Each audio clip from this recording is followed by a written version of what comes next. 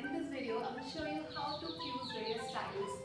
The one I will show is how to wear a traditional dress or an ethnic wear and still have a western look in it. So the ethnic wear which I have chosen to use in my video is Assamese traditional wear, that is called mekhla sadar.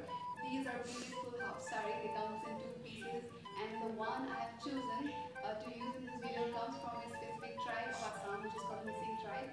Mising ladies use these Assamese mekhla sadar at their houses and they come in vibrant colors. I will show you. These are the mekhla sadars. These are specific to this Mising community and they have the beautiful flowers. It comes only in Mising mekhla sadar and I love the colors.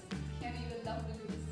So to give a western look to mekhla sadar, that is traditional wear, I'll be pairing it with shirts, jackets, shirts, t-shirts, yeah, the ones which you normally go wearing with jeans and skirts.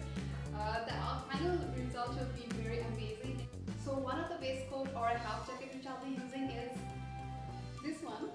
Well, this is a gorgeous piece of cloth from Nagaland. Yes, this is the handloom from Nagaland. Another piece of cloth which I'll be using to give a western look to the Assamese traditional wear is a shirt.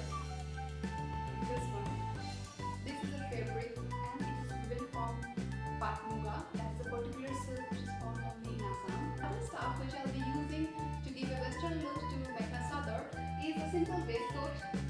This one is a shrug and not a three-piece fabric yarn. Well, I have chosen these colors because I will pair it with mekhla sadar dress which comes in black and have vibrant borders, if you can see the neon colors. And so I have chosen these shades of t-shirt and shrug so that